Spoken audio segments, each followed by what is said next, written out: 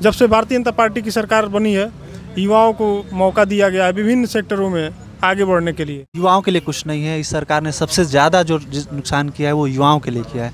कहीं रोजगार नहीं है, युवा परेशान है इधर उधर। लॉकडाउन के कारण मैं विरोधियों से कहना चाहता हूं कि लॉकडाउन के कारण वो अपना मानसिक संतुलन खो चुके हैं। जनता में जा करके अनर्गल प्रलाप कर रहे हैं और जनता को दिग्भ्रमित करने का कार्य कर रहे हैं। उनको पढ़ाई लिखाई से कोई लेना देना नहीं है, वो आज सड़कों पे हैं। नमस्कार, आप देख रहे हैं राइजिंग भारतवर्ष और मैं हूँ अमित।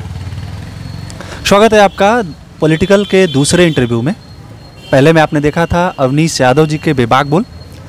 दूसरे इंटरव्यू में हम आपके लिए लाए हैं एक और ऐसा युवा जगमगाता चेहरा जिन्होंने 3-4 वर्षों से लगातार देवरिया में भारतीय जनता युवा मोर्चा के जिलाध्यक्ष पद को सुशोभित किया। नाम है इनका बिंदेश पांडे जी और सभी युवाओं की धड़कन। स्वागत है आपका। बहुत बहुत धन्यवाद अमित जी। आज आपने हमें अवसर प्रदान किया कि युवाओं से रूबरू होने का जो अवसर मिला, उसके लिए मैं राइजिंग भारत चैनल को बहुत बहुत धन्यवाद देता हूं कि आप लोग जिस तरह से युवाओं के बीच जा कर के युवाओं का मनोबल बढ़ाने का कार्य कर रहे हैं, इसके लिए बहुत बहुत धन्यवाद। जैसा कि अब 3.5 साल बीत चुके हैं और थोड़ा सा समय बचा है, 1.5 साल। तो इस 3.5 साल को आप युवाओं के फेवर में कितना मानते हैं? युवाओं के लिए कितना काम किया गया आपके सरकार द्वारा?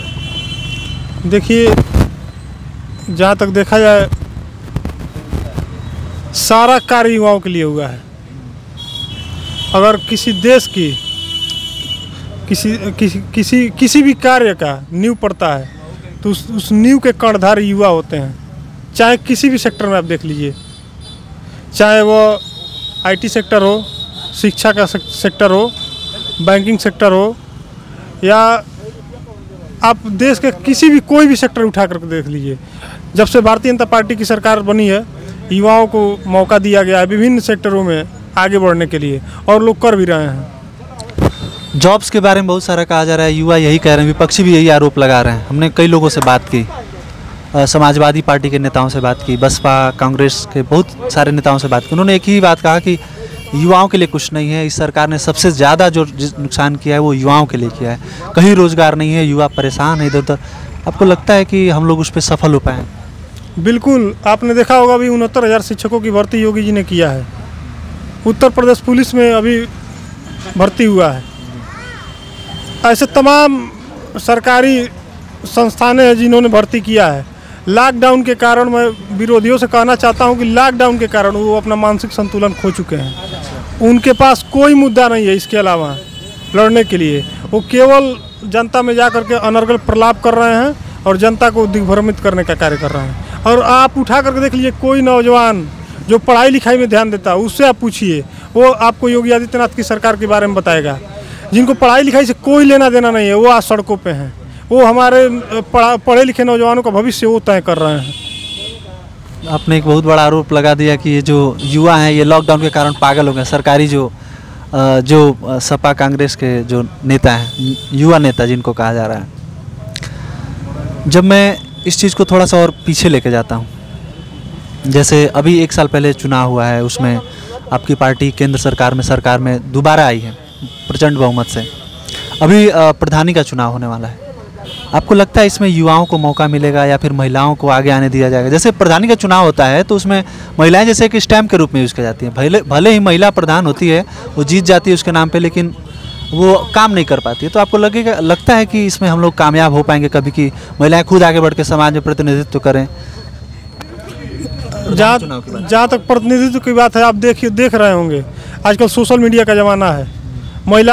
तमाम महिलाएँ एक्टिव हैं और युवाओं का तो जैसे एक बाढ़ सा आ गया है। जब से मोदी जी की और योगी जी की सरकार बनी है, तब से आप देख लीजिए उत्तर प्रदेश के कैबिनेट में तमाम ऐसे युवाओं को, हमारे मध्यम वर्गीय युवाओं को योगी जी ने, मोदी जी ने मौका दिया है चुनाव लड़ने के लिए। और अधिकतर मैं तो यह कह सकता हूँ कि 75% युवाओं को योगी जी ने अपने कैबिनेट में मंत्री बना करके जगह दिया है। अभी कैबिनेट का विस्तार हुआ था, आपने देखा होगा लगभग 8 से 10 युवा चेहरों को जो पहली बार चुनाव जीत करके सदन में पहुंचे, उनको योगी जी ने मंत्री बनाया है। थोड़ा सा बात किया जाए क्राइम का।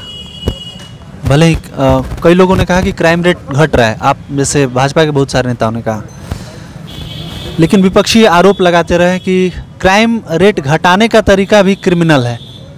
मतलब उनके कहने का ये है अर्थ कि ये जो क्राइम घटाया जा रहा है ये भी ज़बरदस्ती घटाया जा रहा है, जैसे एनकाउंटर किया जा रहा है ज़्यादा से ज़्यादा। तो आपको लगता है कि उत्तर प्रदेश एनकाउंटर प्रदेश बनता जा रहा है, ऐसा आरोप लगा रहे हैं? एक मुहावरा आपने सुना होगा, लोहा लोहे को ही काटता है। तो अभी आप थोड़ा सा फ्लैशबैक में जाइए, समाजवादी पार्टी की सरकार थी, प्रतिदिन हत्याएं होती थी, प्रतिदिन बलात्कार होता था, डकैती होती थी, लूट होती थी। आपने एक भी इनकाउंटर सुना होगा क्या? समाजवादी पार्टी के सरकार में एक भी किसी गुंडे को पुलिस के द्वारा इनकाउंटर नहीं सुने होंगे। लेकिन जब से योगी आदित्यनाथ जी की सरकार बनी है, या तो गुंडे जेल में हैं, या तो उनका इनकाउंटर हो चुका है, और या तो प्रदेश छोड़ कर के वो बाहर भाग चुके हैं। तो जैसे कि वो बार बार ये बात रिपीट कर रहे हैं कि न्यायालय इसीलिए है, न्याय करने के लिए। अब पुलिस ही न्याय कर देगी, रोड पे किसी को घुमा के मार देगी, गोली मार देगी, न्यायालय में नहीं ले जाएगी, तो ये अच्छी बात तो नहीं है मुझे लगता है। न्यायालय में जाना तो चाहिए। बिल्कुल न्यायालय में जाना चाहिए, लेकिन अगर अपराधी भाग रहा हो, अगर आपके आत्मरक्षा की बात आ जाएगी, तो आप क्या करेंगे वहाँ? अपने आप को खड़ा होकर के, अपने आप को वहाँ खड़े होकर के जो है सोचिए। अगर कोई अपराधी हो और कोई पुलिस वाला हो, उसके ऊपर कोई पिस्टल तान दिया, तो पुलिस वाला क्या करेगा? निश्चित तौर पर अपनी जान बचाने के लिए, क्योंकि वह तो देश का सेवा कर रहा है, उसकी जान कहीं उस अपराधी से ज़्यादा कीमती है, तो अपनी जान बचाने के लिए निश्चित रूप से उनको मारेगा। और यही हुआ। मरने मारने की बात हो रही है, तो अभी आरोप, पता नहीं आरोप है कि फैक्ट है, मैं भी इसमें नहीं जानता, तो आप ही बता दीजिए। मुसलमान जो है, मुसलमान देश का, खासकर उत्तर प्रदेश में, जैसे उसके लिए सामत सी आ गई। योगी के आने का मतलब एक बहुत बड़ा, सभी लोग डर रहे हैं। क्या आपको सच में लगता है कि मुसलमान डरा हुआ है अपने उत्तर प्रदेश में? बिल्कुल नहीं डरा हुआ है कोई। आप किसी मुसलमान को, जो राष्ट्रहित के बारे में जो मुसलमान सोचता है, उसको आप कहीं से भी ला कर खड़ा कर दीजिए, कहाँ डरा हुआ है? डरे वही हुए हैं जो गुंडे हैं, जो गुंडों को संरक्षण देते हैं, जो गैर कानूनी कार्य करते हैं, जैसे गो तस्करी हुआ, शराब का जो है तस्करी हुआ, असलहों का तस्करी हुआ, तमाम तरह के गैर कानूनी जितने कार्य हैं, उसी प्रकार के लोग डरे हुए हैं। बाकी कोई उत्तर प्रदेश में सभी अपने आप को सुरक्षित, चाहे हर वर्ग के लोग, चाहे वो हिंदू हो, मुसलमान हो, सिख हो, ईसाई हो, जैन हो, पारसी हो, बौद्ध हो, सभी लोग अपने आप को सुरक्षित महसूस कर रहे हैं। आज उत्तर प्रदेश अन्य प्रदेशों के लिए एक नज़ीर बन चुका है। आज उत्तर प्रदेश कानून व्यवस्था के मामले में उत्तर प्रदेश को रोल मॉडल के रूप में पूरे देश में प्रदर्शित किया जा रहा है। आपने भी तमाम जगह सुना होगा, तमाम प्रदेशों के मुख्यमंत्री ये कह रहे हैं कि हम भी उत्तर प्रदेश की तरह अपने प्रदेश में कानून व्यवस्था को लागू करेंगे। और कानून व्यवस्था देखिए तभी लागू हो पाएगा जब कानून बिल्कुल सख्ती से कानूनी नियमों का पालन करे। अभी कुछ दिन पहले की बात है, किसी एक बहुत बड़े राष्ट्रीय नेता ने घोषणा की कि वो परशुराम जी की मूर्ति बनवाएंगे। तो अब चूँकि देवरिया की हम बात करें तो देवरिया परशुराम धाम है इधर, तो आपने इस क्षेत्र में कुछ किया? बिल्कुल। जिस राष्ट्रीय नेता की बात कर रहे हैं, उनका ब्राह्मण प्रेम मात्र छलावा है। जब वो सत्ता में थे तो हमने भी सोशल मीडिया पढ़ा था, केवल ब्राह्मणों को जो है छलने का कार्य किए, वर्ग विशेष को ध्यान में रख करके, चाहे वो सरकारी भर्तियां हो या पार्टी का पद हो, वो वर्ग विशेष को ध्यान में रख करके वो पूरी सरकार को जो है वर्ग विशेष को एक तरह से सौंप दिए थे। और आज उनको ब्राह्मणों की याद आ रही है। ब्राह्मण देखिए, ब्राह्मण मोहताज नहीं है। अगर वो मूर्ति लगवाने की बात करते हैं तो मैं डंके की चोट पे बोल रहा हूँ, मैं अपनी पैतृक ज़मीन दिया हूँ, परशुराम मंदिर में खुद बनवाने जा रहा हूँ। और ब्राह्मण इतना सामर्थ्यवान है कि वो मंदिर बनवा सकता है।